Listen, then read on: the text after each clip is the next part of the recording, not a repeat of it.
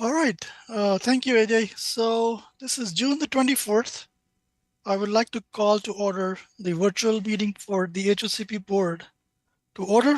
Welcome to the HOCP board members and HOC staff in making this happen. I think the first item on the agenda is opening remarks from Chelsea. Yes, thank you, Mr. Chair, members of the board, HOC team. I'll be very brief. We're really excited to get to the discussion around strategic planning for our upcoming next few years, and really starting with FY25. So thank you for your indulgence in rejoining us. We've had an opportunity to digest the feedback from the last session as well. So we look forward to this discussion. And we're also really excited to present our scholarship awardees and have that discussion. And hopefully you all are able to join the celebration that will take place on Wednesday. And so with that, I'll turn it back to you, Mr. Chair, for approval of our minutes. Thank you, Chelsea. So today we have up for approval the board minutes from both March the 10th and June 10th. I suppose everybody had the chance to review them. Are there any questions? No. All right. If none, I would like to ask for a motion to approve. Motion, Eileen. I second it. Perfect. All in favor? Say aye. Aye. Okay. Against? Aye. All right. I guess that was not an aye for the no. All right. Everybody in favor. Okay. All right. Good. So the minutes for the meeting from March 10th and June 10th are approved. I guess, John, it's you next with the financials through May 31st. Yes, thank you. So in this packet, we have a variety of items. Of course, the opening background information gives you the balances that are still open from the discretionary funding awards. There's still some funds left.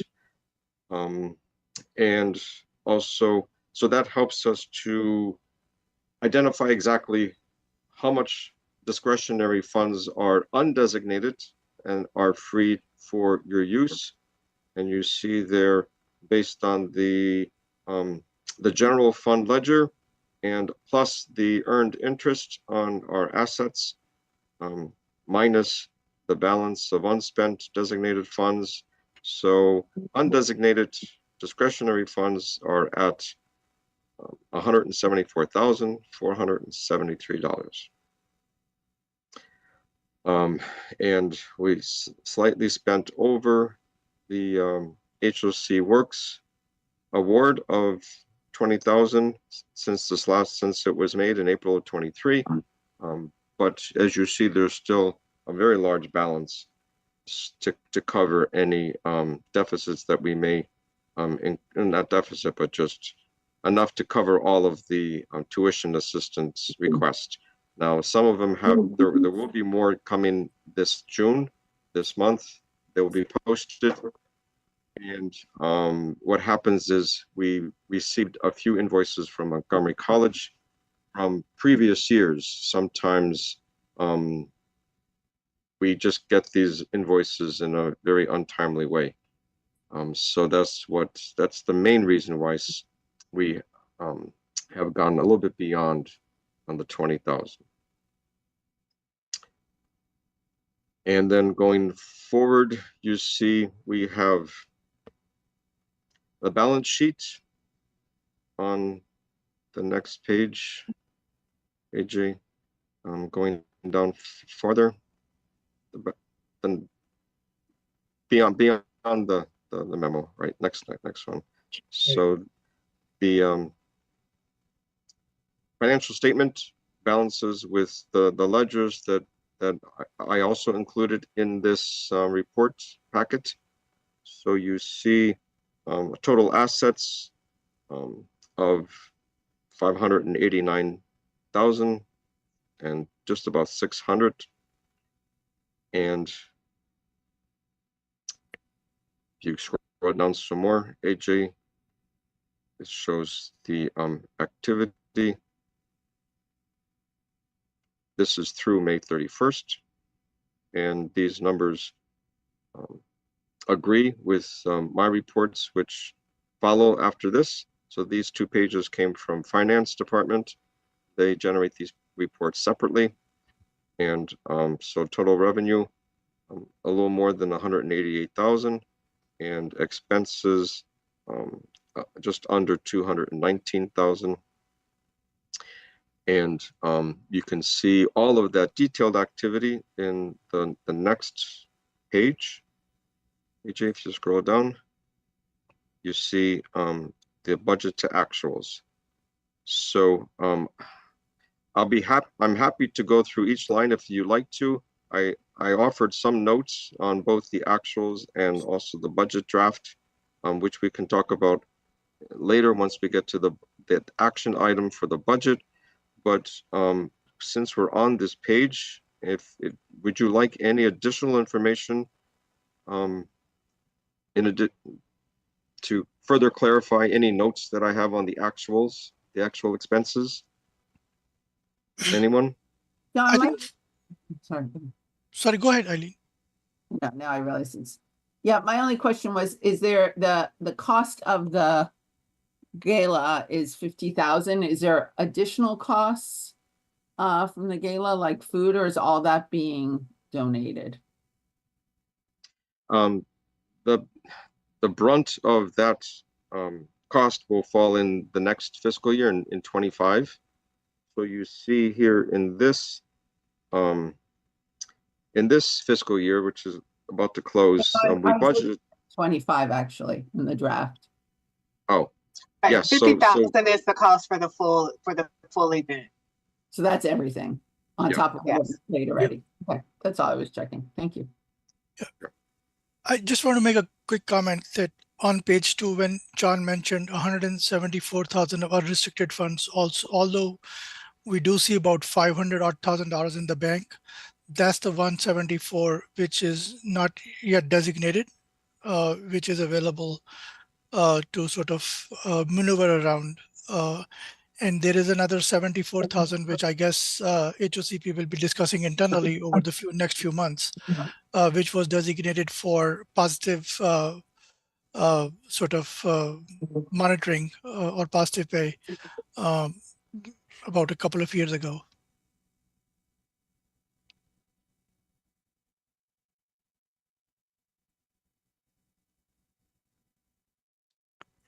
yes. Good. So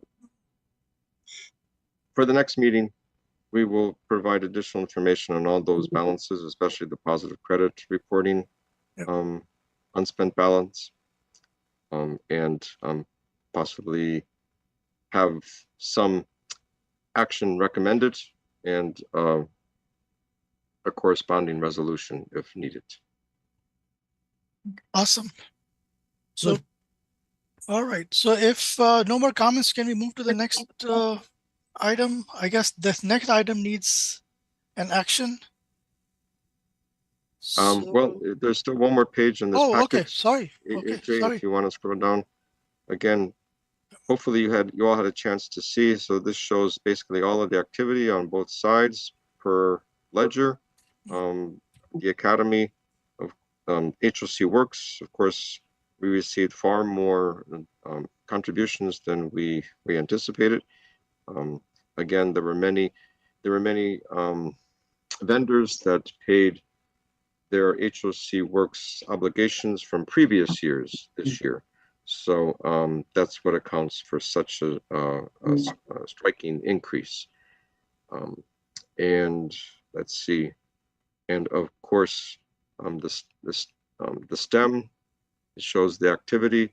We have some more invoices pending in June and additional reimbursement from the county. So that was, we received an extension to our initial grant and then a second extension. And also I will talk about in the budget action item, part of our discussion, what will be taking place in STEM starting in this new fiscal year. But you don't have any other questions from the financial reports, then we could continue to the next item. Good.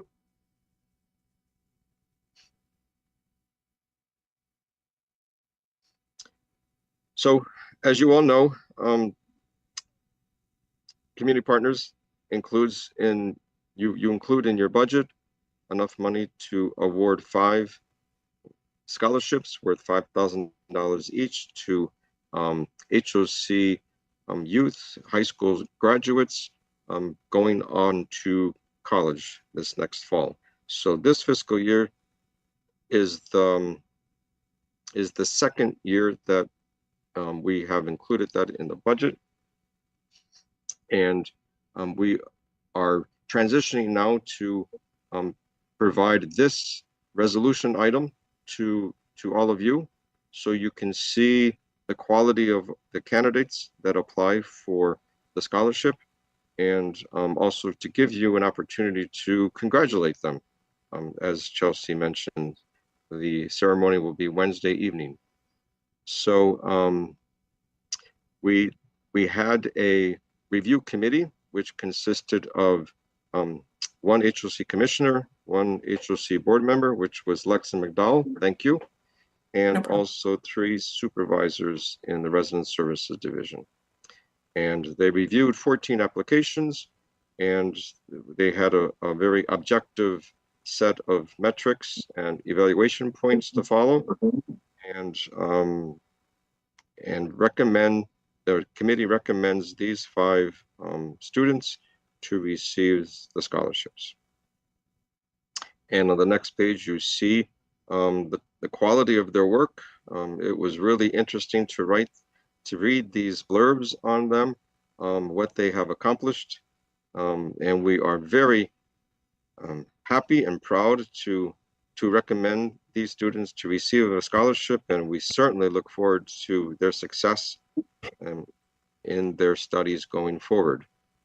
We have one attending George Washington University, and I think 2 attending George Mason, one going to Virginia Tech, so one University of Maryland.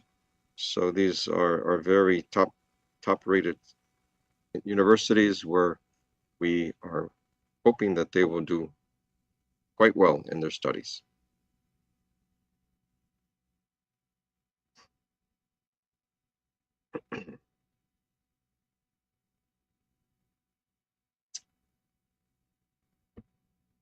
So that's all I had to offer.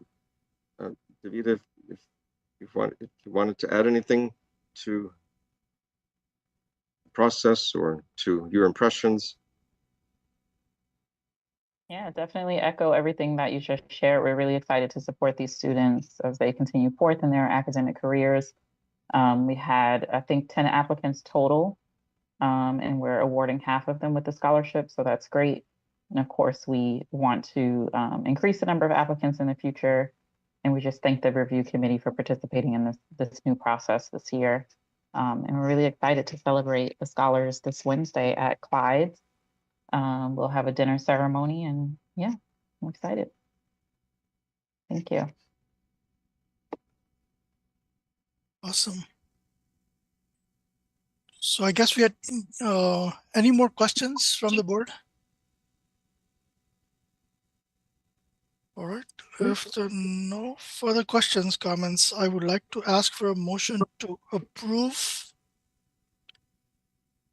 this action item for the Tony Davis Memorial Scholarship for the awardee. Yeah, I will move it. I think it's wonderful. I'm glad that we can contribute to this, and hope we can continue to be involved in the future. Right. Any seconds? My second. Second. All right. Awesome. All those in favor say aye. Aye. Aye. All right. Aye. Yeah. Thank you. And the motion What is is the event again? Isn't it at Pinstripes, or am I thinking of another event? That might be another one. It's at Okay, Clyde's and it's where's on this gonna Wednesday. be? Where's Clyde's? Oh, it's at Clyde's? Okay, It's I at know Clyde's. Clyde's. It's on Yeah. Wednesday at 6 p.m. Okay, All right. I could resend the address. Yes. The I other can- event is we also have the FSS graduation. That's what you're thinking about, Ken. maybe. That happens just the next day. Okay, Yes. okay. All right. So we have another action item, which is the approval of the FY 2025 budget. Yes. So again, we drafted this budget to give you as much flexibility as possible over especially the next several months as we work on the new strategic plan. So let me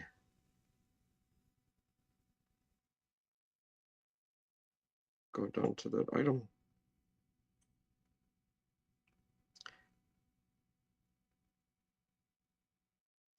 So you see that in this proposed budget, we have a variety of income strings, sources. We have, of course, we'll be pursuing grants, anticipated donations from HOC Works, and also fundraising from this year's Inspire Celebration Gala and earned interest. So the overall budget we are proposing is $492,394, and we anticipate that in this budget you will have about 35% portion of it dedicated to just your discretionary programmatic funding awards. So bringing the total of your awards of up to 175, and we can go line by line once we. Oh, okay. I was looking at a different screen.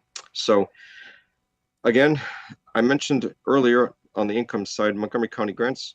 We already received confirmation, a grant of $42,394 for STEM activities. Most of this grant will be spent already this summer, beginning in July, and there may be a few funds left over for out of school activities starting in the fall.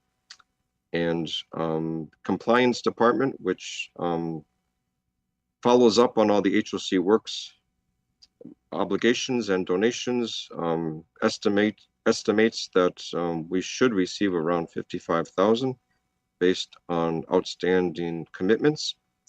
And of course, the grants miscellaneous is a flexible number depending on what additional programs we may apply for, as well as hopefully to cover some of the expenses that the board may want to take on concerning new programming. The fundraising, in the budget, we have a conservative estimate of 300,000. As you know, we're shooting for 500,000, but we, on a conservative side, put in the budget 300,000. We anticipate, if interest rates don't fluctuate too much, to generate about $20,000. We had the assets in certificates of deposit, and the finance department confirmed with our bank that it's much more advantageous to keep everything in interest-bearing checking account. So we have the flexibility to use the money whenever we need to, but it would earn just as much, if not more, interest than certificates of deposit. So that, of course, is a big help for us. And then on the expenses side, the board designated funding awards. This is just a pot of money that you set aside that throughout the year, when HOC Academy or any other department, any other team from resident services would come to the board for specific funding requests.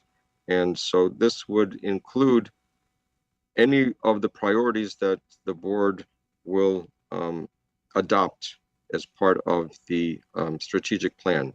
So whether it's youth related or adult education related or senior adult related programming, it would fall under there. The move-in cost has been a perennial item where we provide some additional assistance with mattresses and application fees for households coming out of homelessness into HOC housing. The back to school supply drive, that's another perennial item. And last year we spent about 17,000, and the Academy is comfortable with having that amount now for this new year. Holiday giving traditionally has been at $2,000, but resident services would like to expand that concept to include seniors. You know, we at some of our sites we have holiday giving program where we purchase gifts for children to select for their parents. And is it that way or the other way? No, I forget. That's correct. That's correct. And so we like to expand it also now this new year to our senior sites. So to give them the opportunity to in a holiday store type of setting to select items for any of their family members, probably grandchildren or adult children. And Tony Davis Scholarship Fund, we've increased it from 25 to 30 so that we have enough funds to cover the cost of the celebration venue. This year it's being covered by resident services, and then going forward now we like to include it also in HOCP's budget. And section 3, HOC Works. Tuition assistance. This has been a perennial item where the Academy has come to the board with a request to spend $20,000 through the course of the year. And this year we like to propose this item as a line item on the budget where they wouldn't necessarily have to submit a request, a formal request to be approved with the approval or with this adoption of this budget. But of course they would still report. They would report to the board on how they've distributed the tuition assistance, what kind of degrees are being pursued, what kind of classes have been taken, how many adults are benefiting from this assistance. It's all part of the policy that you have enacted on how to spend these works, the HOC Works funds. Of course, it's limited to tuition and adult education and certification and even small business. So that first line item of 30,000 will be just that. With your approval and adoption, the Academy will disperse those funds through the course of this fiscal year. The other two items are programs that are still being formulated, but we'd like to set aside enough of the HOC Works funds to possibly fund new adult education programs, certification programs, events, as well as small business development.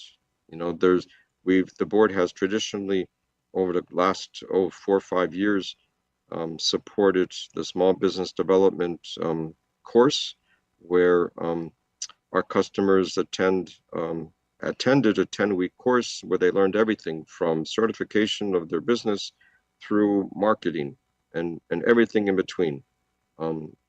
So this, under this item of 48,000, we anticipate that the Academy will be submitting to the board for your deliberation a variety of programs to expand basically our menu of programs for our customers. And then also on the grant funded programs, just as we have it listed in the income side, the county grant will be here and be tracked separately. And also through the year, resident services will be drafting requests for a variety of programs to benefit senior adults. So whether it will be discretionary funds taken from that 175,000 pot, or whether we will be pursuing grants from outside sources, foundations, and the such, we anticipate much more activity compared to previous years for our senior adults. And on the fundraising side, as we mentioned already, we anticipate gala cost of about 50,000, and CRM, customer related relations management. I am shopping for donor management software. I've consulted with my supervisor Tia Blunt and Nargeza Pavlanova about all the details. We've looked at 5 different companies, and we've narrowed it down to 2, but the 3,500 subscription for the year is plenty to cover not only the cost, but also some small minor costs for onboarding to help us navigate all of our data into their system and to learn all of the features. This is really important because the tools that we have right now just aren't sufficient to work efficiently, especially with the gala this year and our intention to really expand our fundraising activity year after year, not just a gala year. The donor management software automates so many different items and has attractive dashboards and personalized emails and thank you letters and acknowledgements, and also forms, online forms for donations dedicated to different campaigns. So this will really enhance our ability. And the one program that I'm looking at also has a volunteer management component where we can design a portal for volunteers to track their hours and be approved by their supervisors or on-site resident services staff. It will streamline all of that as well for us. As you know, for our audit, we have to report all of our volunteer hours and what they're worth, the in-kind contribution value of their work. So this will really help us ensure that our data is up to date and accurate. And then administrative expenses, just the traditional perennial items there are directors and operators insurance, directors and officers insurance coverage. This is the only coverage that we need. All of the other liabilities are covered under HOC's participation in the county self-insurance fund.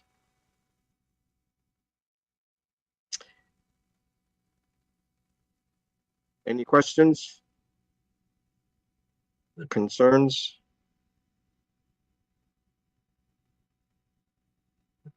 You know, I think I think I've said this many times, so I guess I assume we're going to talk about this in the strategic planning for next year. I just always get concerned that we're spreading stuff too thin instead of going deeper on a few things. But It's obvious. Yes, Get your budget. AJ, if you can scroll up just a bit. Yes, no, down, just as look at expenses right there.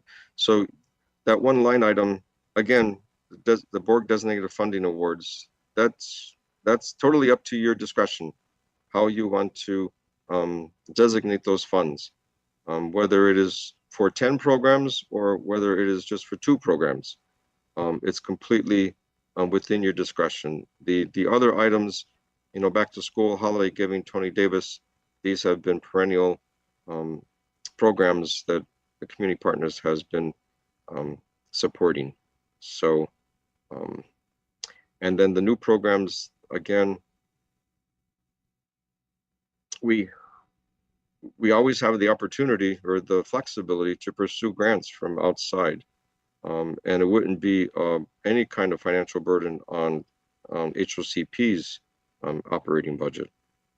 So let's say in September, October, we come up with a very innovative idea, either a product of our discussions with strategic planning or a partner just from the community comes and proposes a brand new program for us to implement for any particular age group.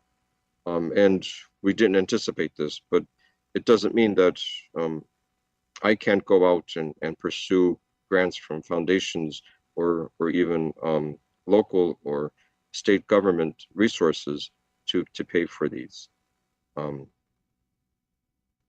Hopefully that will answer your question. Yeah, I think my thought is just, but again, it feels like I'm hoping we can have that conversation in the strategic plan of, you know, kind of adding things, but not going really deep on anything. So that's just the concern, but I'm happy to approve this budget. I just wanted to say that. Okay. Thank you. Thank you.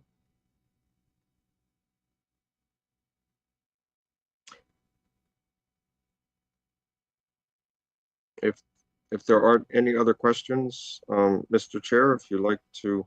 Yep, I was waiting proceed. to hear if there were any questions. If none, I would like to ask for a motion to approve the FY 2025 budget. All those in favor? Any motion? I didn't Sorry. hear a motion. Yes. Yeah, I'll move it. Sir. Okay. Yep. Any seconds? A second. All those in favor say aye. All right. So, John, congratulations. Your 2025 budget is approved. Good. Okay, wonderful. Thank you. Awesome. So, I guess next item is some deliberation items for strategic planning. Yes, this would be our chance to begin discussion on strategic plan. We have what we'd like to propose this timeline. Basically, going forward, we would form probably based on our size, just one work group of interested board members to work with myself and Davida and other resident services staff to draft our strategic plan. And this will be focusing on overarching priorities related to youth and adults and senior adults. I put here as examples, but it doesn't mean that the board is limited to these particular examples. And we would gather virtually and discuss these items throughout the summer. And then by late September, we would incorporate everyone's comments and finalize a draft for review.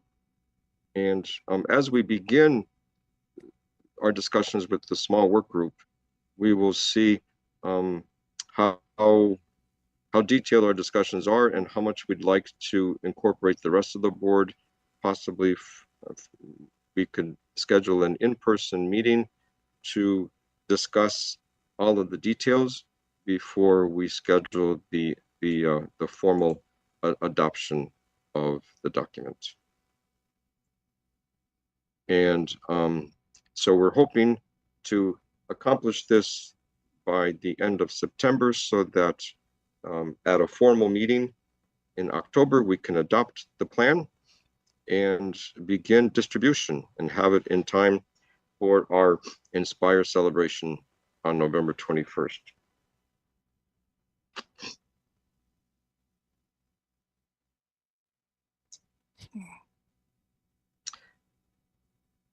So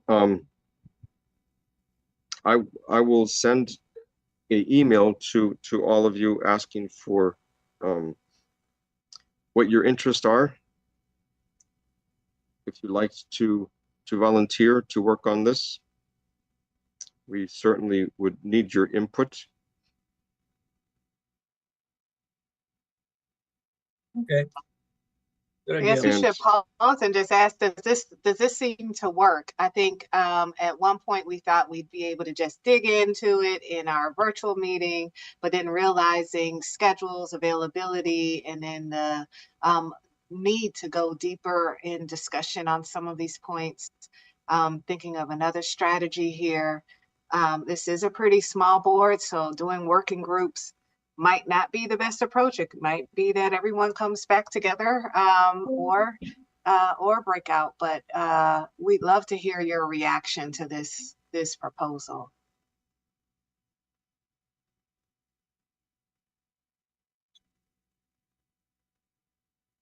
Could you guys give a little more flavor for like what you imagine from what you have in the strategic plan now to what you're expecting to do, right?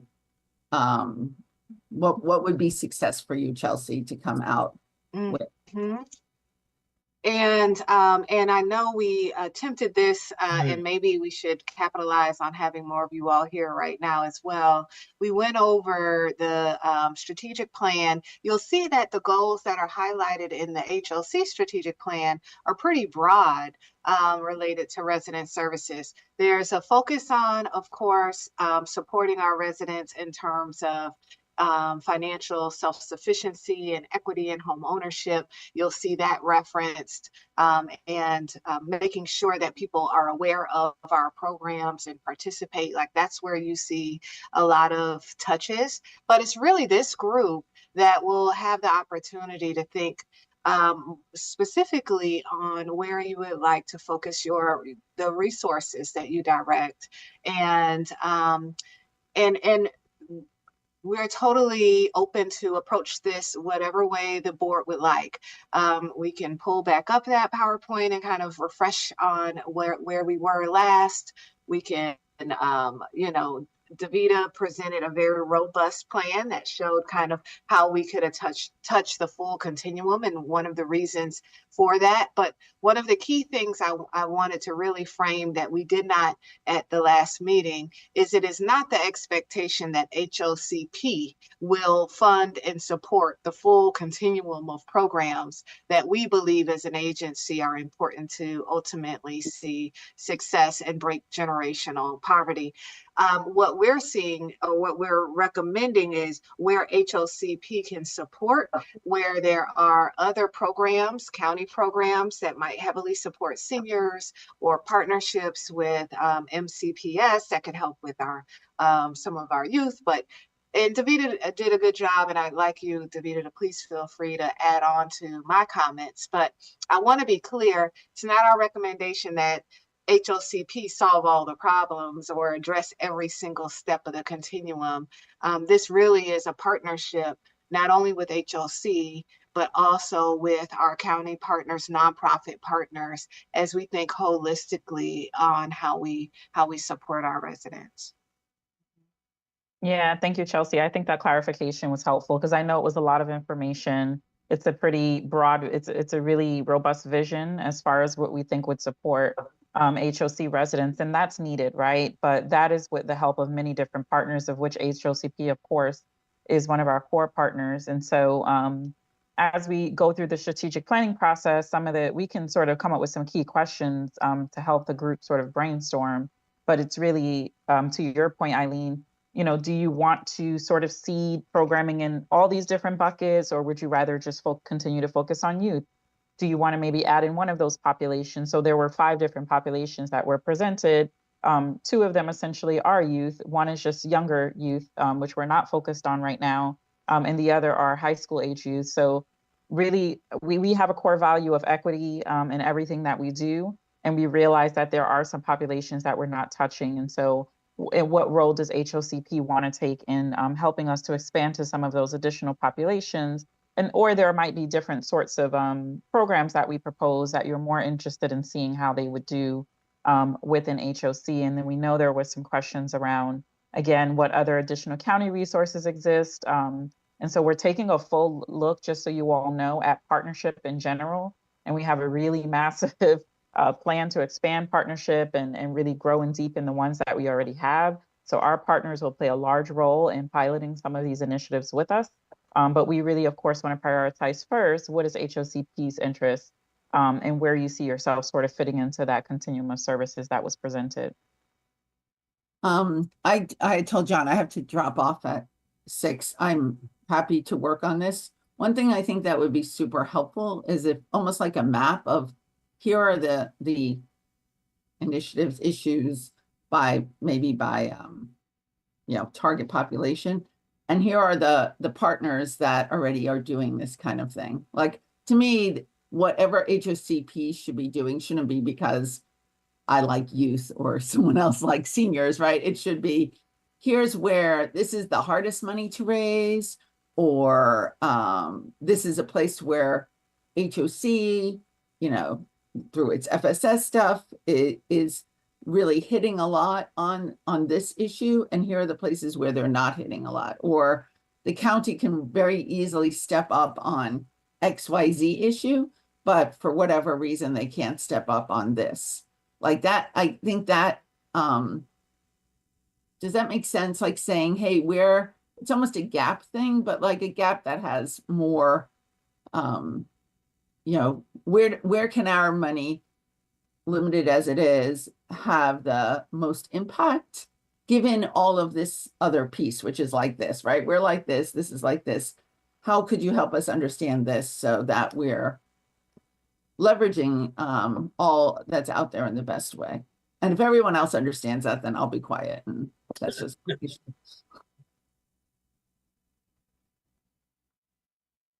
But I think the other thing is something you touched on before, Eileen, and that is, do we want to focus our efforts and our money on one group or one type of activity and let others provide funding and the services in other areas? So I think that's where sometimes we've looked at it and some of our numbers seem so small, but if we added them all together and focused it on one group, whether it's seniors or children or whoever, maybe it would provide better effect and serve more people. But that's a discussion for all of us. I don't know if we can decide that right now, but I mean, that might be one of the things we'd talk about in one of these work groups. Sure. Eileen, thank you very much. I really appreciate that one. There are many insights, but one that really stood out for me is for us to present to you the types of programs that are difficult for us to get funding, especially from foundations, whether it would be a pilot program that, sometimes funders are hesitant to take on, or whether it's just because of the outcomes that we're presenting, because there's such a long term outcome based program. I think that would be very helpful too. Thank you. So Davida and I will certainly take all those comments and kind of organize all the recommendations.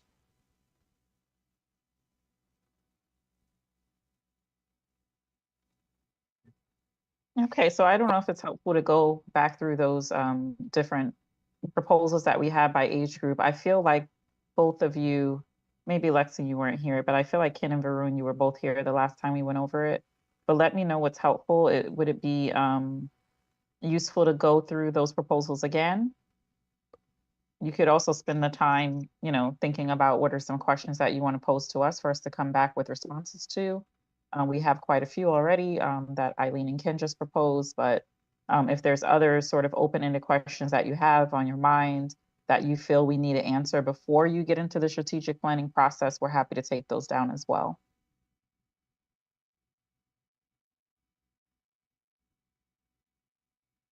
Well, why don't you go through the suggested activities that you are proposing for the strategic plan for the next 5 years?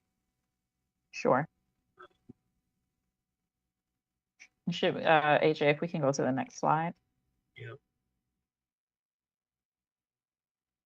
And again, that prior slide was just Okay. Yeah. emphasizing that we are focused on equity, so we want to make sure that we do touch all age groups.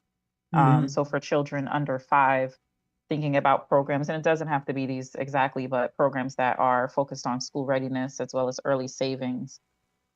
So helping parents to navigate those early childhood phases, being able to connect with other parents, getting children into preschool, developing programs that help families to build in-home libraries to foster a love of reading and learning. Okay. A lot of these programs that you'll see are things that are happening across the nation in various states. So they're not necessarily unique to HOC or to Maryland for that matter, but things that we have seen and would think would Okay. go well with this population. Early savings would be programs to educate and encourage parents to initiate 529 college savings plans and baby trust funds. I believe there was some new legislation proposed around this as well, Right. just this past week. And a role could be to provide some source of match funding, but at a minimum to do educational workshops. And some of these things may not cost anything, right? It could be a matter of having a partner come in and do this education and thinking about where funding might be useful. And the next age group, well, any questions on the programs for children under 5 before we move to the next age group? I think the quick, Questions or the comments? quick, yeah, the quick comment that I have is like I'm a numbers guy and I look for things which are easily measurable. Like, and I see when we talk about 529, we could say at the end of the uh, 6 months or 1 year that yes, we funded 30 kids, or this is what we did. When we talk about building in-home libraries that sort of, we could build a library, but then how does it convert into anything that's actionable can be, is something which is more debatable. Yeah, I get that. I think with a lot of these things, like the research is already there, right, to prove that these things work. So it just really be a matter of, are we confident in supporting families to be able to engage in these sorts of activities, and is there a need? And we can certainly map out for these ideas to the point that we were discussing earlier, maybe what that funding would look like, how much would it cost? In some cases, again, it may not even cost anything, and then what are the partners that are already out there that do work, and we could even attach the research to each of these items as well. Mhm. So the reason why I mentioned the research is because what we find, particularly with our population that we serve, and specifically low income families, is that it is hard to state right away, right, what that impact is, and that stops funders from wanting to invest, but then the families don't get the support that they need. Right. So I think we'll have to trust the research on some of these and know that we're doing a good thing and that it will have some long-term impact in the future. And it is just a matter of if we're comfortable with that longer-term impact versus something you can see tangibly right away. But Right. I could also add, Davida, to that point, if we have a goal of putting in funds for X number of children, right? That's something that we can control. And once we do identify some of these goals that the board is comfortable with, then we can set some metrics, but they don't have to necessarily be success metrics, especially for an initiative that's just getting started. Or it could be our version of success. How many children did we establish this fund for? How many families did we give support to create their in-home libraries? That might be another way to balance some of the challenges that you've identified, Davida, in thinking that we'd see some huge data outputs in the beginning of any of the programs. Mm-hmm.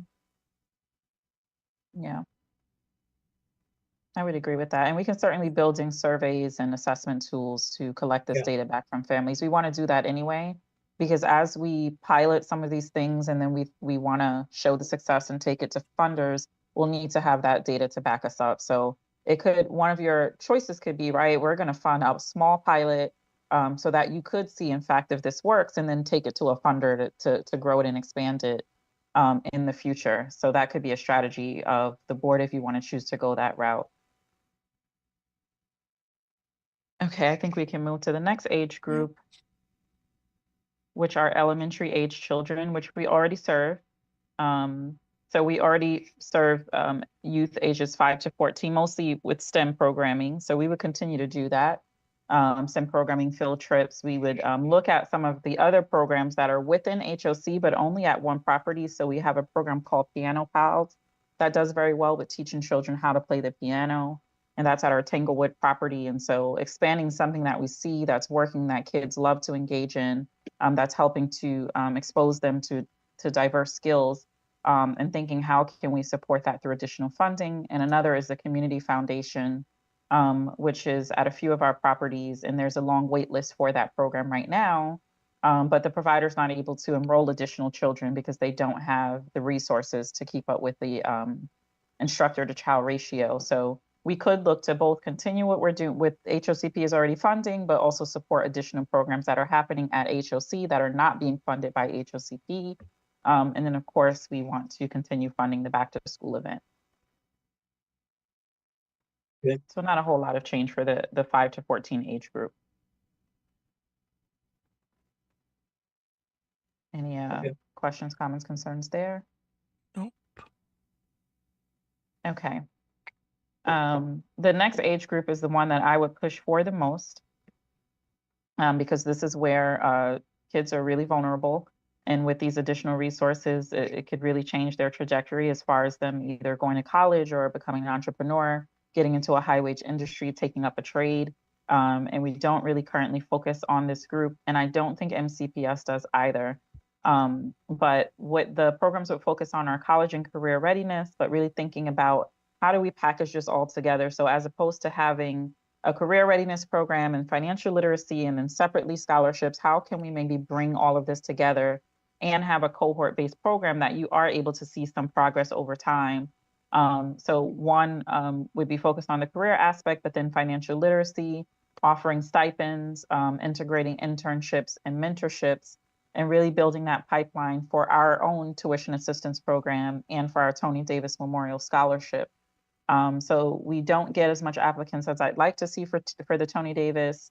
And I think a part of that is really engaging with youth earlier on, high school age youth, helping them earn their SSL hours, and also providing them with the education they need to become high income earners.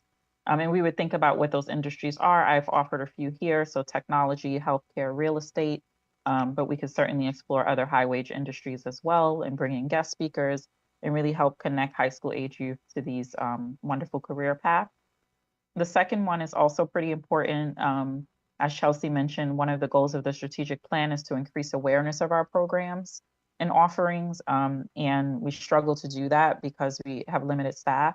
So an idea here is to use the community coach model, which is, this is a resident that lives in an HOC property that we train, and we pay them a modest stipend to actually do outreach at the properties to educate other residents about what's available to them, and help them to sign up for different programs. And this also would be an opportunity to help youth earn their SSL hours. Yeah, sure, jump in. Okay. Yeah. It's just that there's a lot here to be done. We can provide the staff to develop all this stuff. I know it's not all going to be done on, day one, but it's a lot of work. So Yeah, and a lot. Oh, go ahead, I Chelsea. just want to jump in here. These are all ideas for you all to say, you know which one we really like? We really like the community coach concept. Let's hone in there. We're giving you suggestions to respond to. This is not a please take every single suggestion. Yes, good. yes. And there may be other ideas that one of us has too. So Absolutely. yes. Exactly. Yeah. Absolutely. And we look forward to those Yep. as well. We're really excited to hear additional ideas. Regardless, these are things that resident services will pursue through a variety of different funding sources because we think it's important. And again, it will just be a matter of where HOCP sees a fit to support these ideas financially. Right.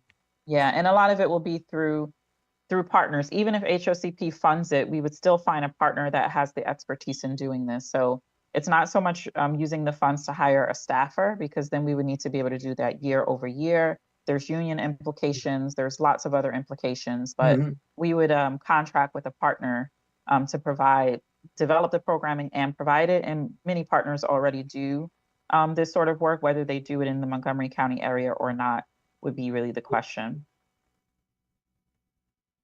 Alrighty, and then the next age group are adults, essentially 18 and up. And some ideas here are community health programming. So I don't think we've done any programming that's focused on health. So this one would be educating residents, conducting health screenings, connecting residents to physical and mental health resources that are available in the county. So you can think of them as community health navigators. Career advancement, so helping adults to pursue higher wage opportunities. So similar to the high school age program, but for individuals that have already graduated from high school. And then asset building. So this is an explicit goal of the HOC strategic plan, which is to increase the number of residents that are going into home ownership. So this program would really help them to navigate that home buying process, teaching them how to improve their credit and sort of get themselves prepared to buy a home. We'll just pause to see if there's any questions or thought before we move to the last but not least age group.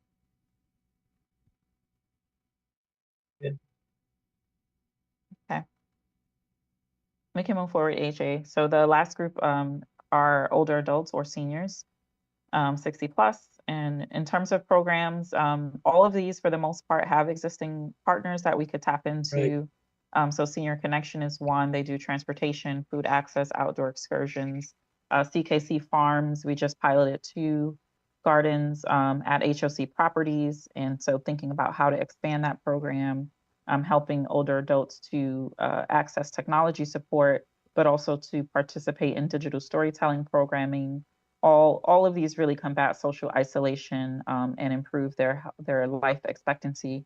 And then identifying a new partner to develop a senior companionship program, which would be wellness checks and in-person or phone visits on a regular basis to seniors to make sure that they're doing okay. We do unfortunately experience seniors that live alone or that unfortunately pass away in the home by themselves. And so we think this companionship program would help to combat that. And then lastly, thinking about trust and estate planning for residents as well, or our older adult population. And there's just a couple of annual events that are proposed, one of which we already spoke about, which is the holiday store. In the spring, the senior prom, which is happening at one of our sites, and used to be a pretty popular event, but there's no longer the funding to support it. And then health and resource events throughout the year to educate them about the resources that are available by the county.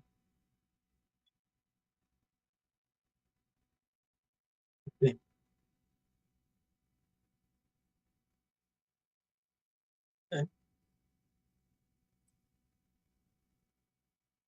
Okay, well, that should refresh everybody's memory about what ideas there are, and maybe you know, cause some of us to come up with some other ideas of our own. So that's all. Mhm. Good. Yeah, so one thing, Ken, you might remember when we had similar conversations about 4 or 5 years ago, we would think of three different buckets, health, education, and there was one third, housing, I guess, or miscellaneous support.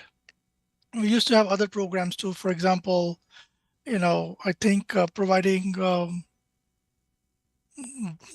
dresses for interviews or car or used car, something Oh, like yeah. that. Yeah.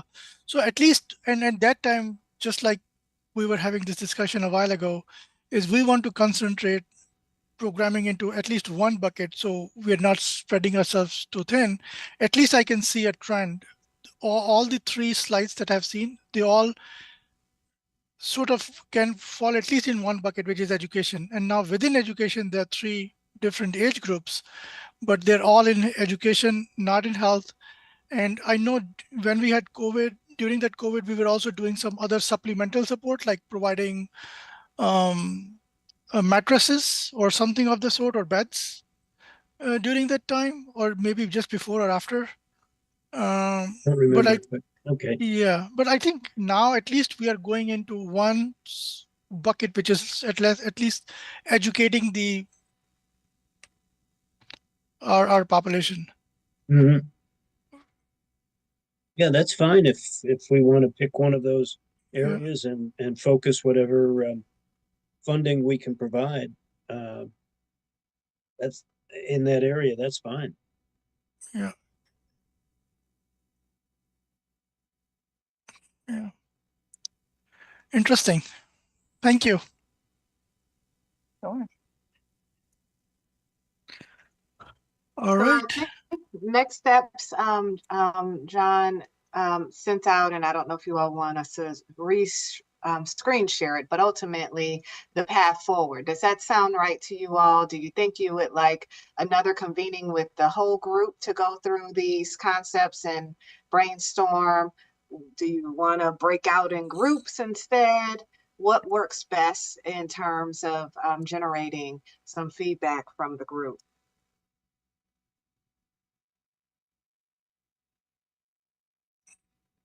I think we could all meet again. I mean, it's a small group and, just brainstorm ideas that we have, just by what we heard today, I'm pretty sure we could brainstorm and think of some things that we can add for the next time around. Okay. Mhm. Yeah, I think both Teresa and Eileen have done, especially Eileen, and they've done so much work in this area that they could uh, provide more guidance on what is the best way we could approach. And again, as you said, Chelsea, we are such a small board.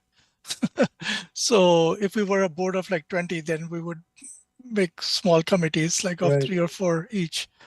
But if there are going to be just a couple of meetings, and if still, maybe one or two board members may not be able to come to that meeting, at least we can send an invitation and see if they can join and engage. Sure. So John, are we looking at like one in July, one in August? Is that what you're thinking leading up to the September finalization? Yeah, that would be good. It would, what would you all like? Would you like it to limit our discussion to just virtual meetings, or one of each, maybe a July virtual and an August in person, or vice versa?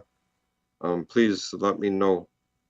I'll certainly send out a survey on your availability, but I think definitely at least one meeting in July and then in August. Okay. Just John, out of curiosity, just want to understand, like, what is HOCP's HOC's flexibility towards like a hybrid meeting? Like, if you had, let's say, one or two board members come in, I'm just curious, just to understand, and then be in that conference room at least, or maybe the other couple of them can join virtually. Does that work? Or is it very uncomfortable or difficult to organize? We have all of our meetings are hybrid option that we facilitate. So the IT team has a down pat. So we are able to leverage a hybrid model if that may work. And it may be good to get everyone together to just be in one space, as many people that can be, so that you all can work together on this. Yeah.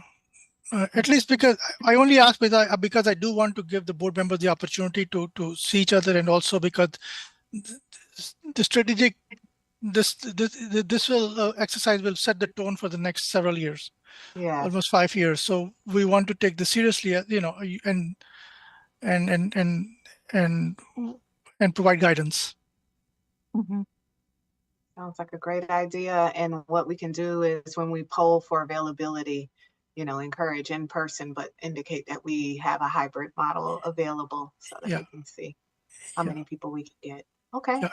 And I also don't want to put undue pressure on John that he has to stay in late and nobody turns up. So, so into the office. So we just be mindful. So yeah. Okay. All right. Sounds good. I think this is our last agenda item. All right. And then if Yep. there is no other further, anything else, Ken? Sorry. No, that's fine. Yeah. All right. I think that a hybrid or a, meeting where everybody is in the same room would be helpful. It just allows for, I think, better, interplay, and Yeah. it's especially on an issue like this. If something you're voting up or down doesn't really matter, but this is more issue driven. So, but anyway, Is a 5 o'clock start time realistic? Yeah, I think so. It's still summer, so days are long. well, it's can everybody get there? I think more than anything else. Yeah. Yeah. 5. Yeah. Getting out of DC for me, 5 or 4 is Yeah. the same. So Right. I'll still leave at 2. Yes, you're right. So, Is early morning better? no, No. I'm not a morning person. Yeah. Okay. All right. That's Okay. what All we'll right. do. We will poll. Thank you so much. All Yeah, right, but thank you. but Thank John, you. what John, were you saying like 9:30 morning or 7:30 morning? Yeah, that's what I did not. Maybe 9:30 morning can be maybe achievable, not 7:30 sort of no morning, because I don't know what do you infer by morning. Well, see what the others want. I can make You can put it all anything in the work. poll. Yeah. Yeah. Okay, Put it all in the poll. Even a midday, a lunch meeting. okay, okay. Come at 11, we talk and have lunch, and then Yeah. go back to the office. Okay. Mhm. All right. All right. Okay. Okay. Very good. All right. So if there, so you were Yeah. saying something, John? One more motion we need Yes. Okay. And what is this motion for?